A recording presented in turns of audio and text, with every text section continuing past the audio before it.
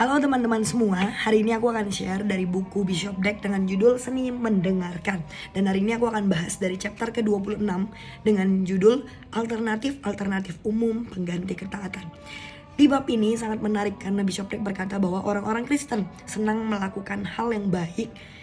Untuk apa? Untuk membuat orang lain terkesan.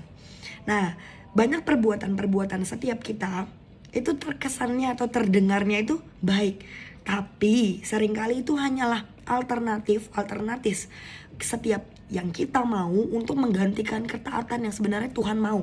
Kita seringkali, anak-anak Tuhan atau saya pribadi, seringkali berpikir sepertinya lebih bagus melakukan A dibanding tanda kutip apa yang Tuhan mau.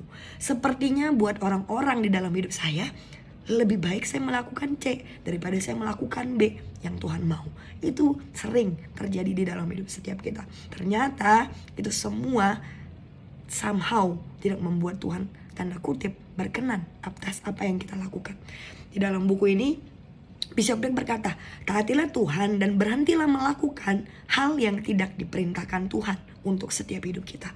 Tuhan itu gak akan memberikan upah kepada hidup setiap kita ketika kita itu melakukan tanda kutip kegiatan baik. Kalau kita hanya melakukan hal baik, Tuhan itu gak akan memberikan upah. Karena apa? Karena kita tanda kutip gak menaati Tuhan. Bukan itu yang Tuhan mau di dalam hidup setiap kita. Dan banyak kali setiap kita ini tahu ada beberapa hal yang Tuhan mau di dalam hidup setiap kita untuk kita taati. Seringkali kita tahu bahwa ketika kita menaati apa yang Tuhan mau, belum tentu itu membuat orang-orang terkesan dengan apa yang kita lakukan, gitu ya. Nah, saya lanjut. Jadi di buku ini Bishop Dweck menuliskan, jadi mengapa setiap kita anak-anak Tuhan manusia mencari pujian dari manusia? Kalau kita hanya mau menyenangkan manusia, kita belum tentu bisa menjadi anak-anak Tuhan yang dapat berkenan atau menyenangkan Tuhan kita. That's why penting buat setiap kita jangan sampai kita malah memilih alternatif pengganti ketaatan kita. Nah, di buku ini dijelaskan beberapa contoh alternatif apa aja sih yang kedengarannya, yang kita pikir lebih baik daripada ketaatan yang sebenarnya Tuhan mau di dalam hidup setiap kita.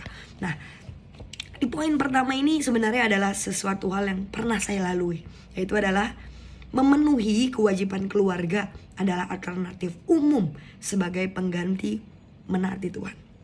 Di dalam firman Tuhan Lukas 14 ayat 26 berkata seperti ini, jikalau seseorang datang kepadaku dan ia tidak membenci bapaknya, ibunya dan istrinya, anak-anaknya, saudara-saudaranya, laki-laki atau perempuan, bahkan nyawanya sendiri, ia tidak dapat menjadi muridku.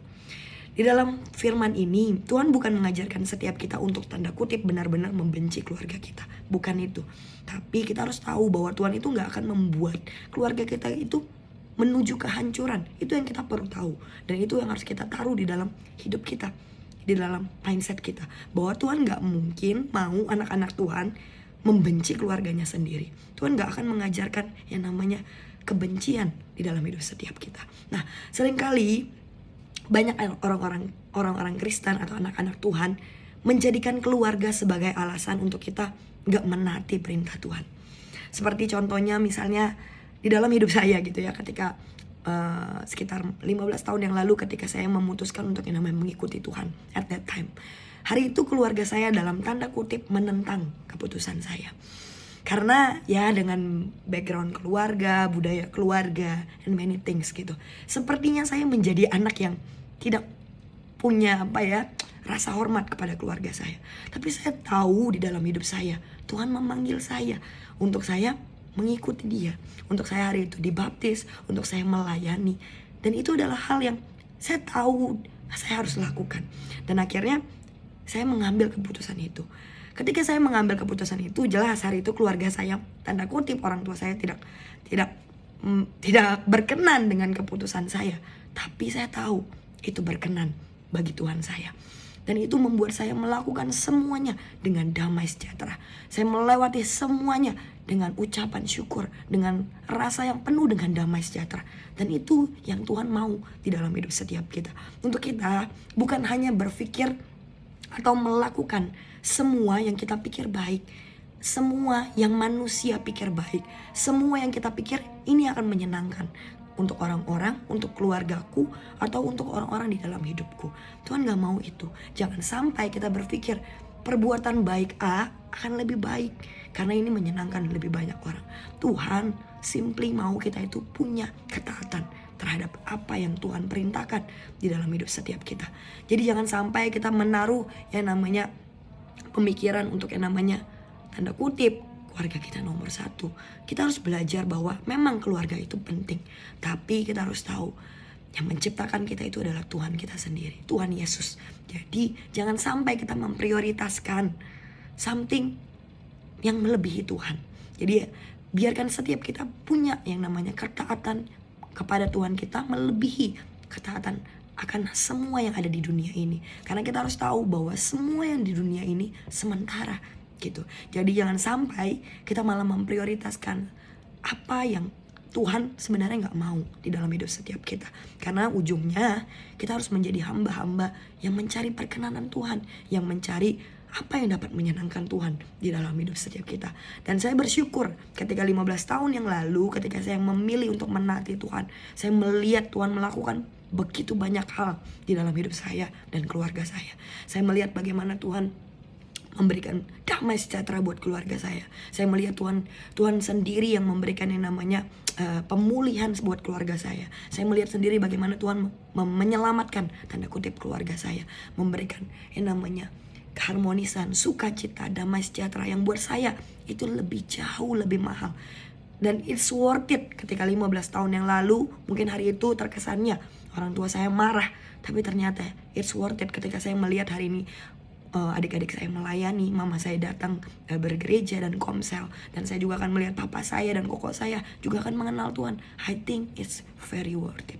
Jadi jangan sampai hari ini kita memilih untuk yang namanya mengambil alternatif lain yang kita pikir it's better this way daripada menaati Tuhan kita. Karena gembala saya pernah berkata, obedient will attract God voice di dalam hidup setiap kita. Jadi ketika kita memilih untuk mendengar, untuk yang namanya memilih untuk taat kepada suara Tuhan di dalam hidup kita, itu akan attract suara Tuhan di dalam hidup kita untuk bukan hanya dalam satu bidang, tapi apapun yang di dalam hidup setiap kita.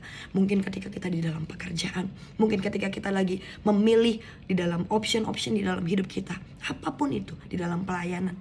Ketika kita menaati dari hal yang sederhana, ketika kita mulai mendengar suara Tuhan kita dan kita gak mengabaikan itu, aku percaya Tuhan akan mulai banyak berbicara lebih di dalam hidup setiap kita. Jadi butuh yang namanya satu ketaatan, tanda kutip, langkah awal, satu ketaatan untuk kita mendengar suara Tuhan. Dan akhirnya saya percaya bahwa setiap kita juga akan mengattract suara Tuhan di dalam hidup setiap kita. So dari video ini saya akan hanya membahas satu poin yang saya pikir saya sudah alami, dan saya berharap ini juga bisa dapat memberkati setiap teman-teman. God bless.